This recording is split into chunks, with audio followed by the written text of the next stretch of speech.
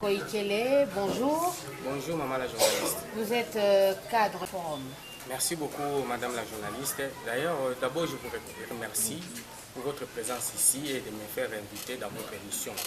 Les travaux de la CNS ont bel et bien déroulé ici, à Jolicite. En fait, ce n'était pas le début, mais c'était le parachèvement des travaux.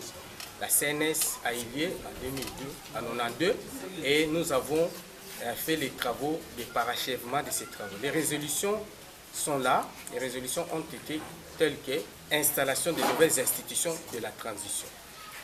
Bon, normalement, la différence en est qu'en 1992, la CNS était suspendue, n'était pas vraiment terminée comme il le fallait.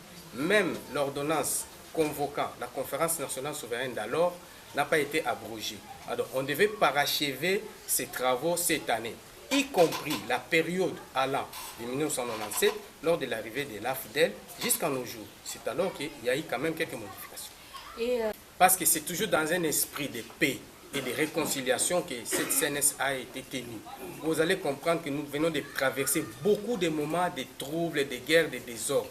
Même l'absence totale de non-organisation des élections nous crée toujours des problèmes et des complications. C'est-à-dire, le Congo doit se mettre debout.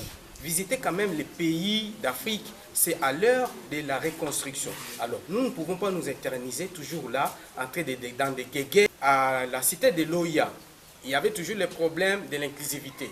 Même à la 5, il y avait toujours le même problème. Vous allez voir quand même ici, dans nos résolutions, il y a eu quand même l'approche de nos amis, de nos frères, de nos camarades politiques. La lettre du ministre Évariste Bouchard qui a donné l'aval à l'FLNC de travailler sur la réouverture. Le gouvernement nous a ordonné de faire et toutes les résolutions ont été bien arrangées. On a amené ça chez le gouvernement. Nous attendons l'harmonisation et d'ici là, on va publier ça. Écoutez, nous avons un leader politique. Quand lui dit, c'est comme un prophète.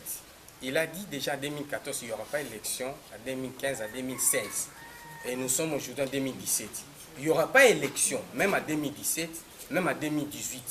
C'est pour cela, à la place de quand est-ce qu'on va voter la loi électorale, à quand est-ce que cette loi sera promulguée par les chefs de l'État, à quand est-ce qu'on va envoyer, on va demander maintenant, il y aura maintenant le calendrier électoral, les campagnes, tout comme ça. Vous ne voyez pas que c'est toujours pour créer des guerres.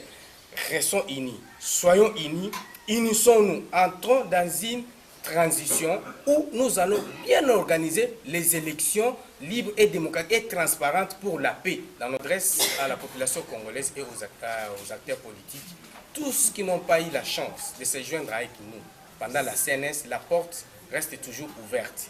Venez ratifier votre présence sur les résolutions qui ont été sorties de la CNS. La porte reste ouverte. Et puis, il y a encore deux bureaux qui sont ouverts, celui de bien mal acquis et de l'assassinat. C'est toujours ici à Jolicite où s'étaient tenus les travaux de l'affinissage de la CNS. Monsieur Tembe, les sources sont Koikele, merci. C'est moi qui vous remercie, maman la journaliste. C'est bon, vous signez dans votre papier. C'est bon, vous FLNC, vous pouvez